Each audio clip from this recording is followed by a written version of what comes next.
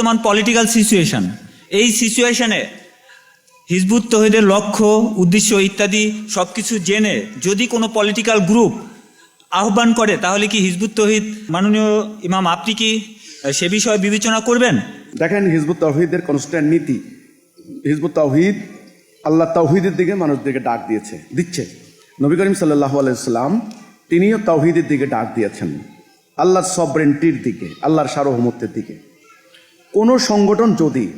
আমাদেরকে এই কথা বলে, ব্যক্তি অথবা সংগঠন একত্রিত হয়ে তারা যদি বলে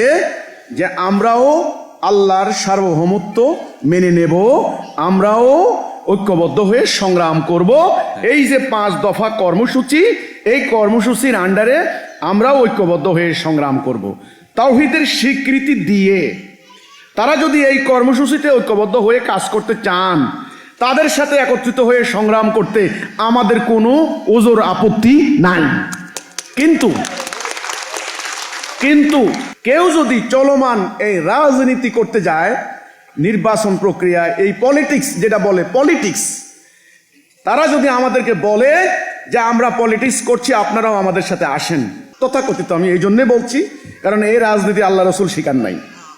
আপনারাও আমাদের সাথে আসেন, আমরা একটা জোট গঠন করব, আগামী নির্বাচনের বৈতরণী পার হব, তাহলে এই ধরনের প্রস্তাব আমরা সর্ব অবস্থায় প্রত্যাখ্যান করব।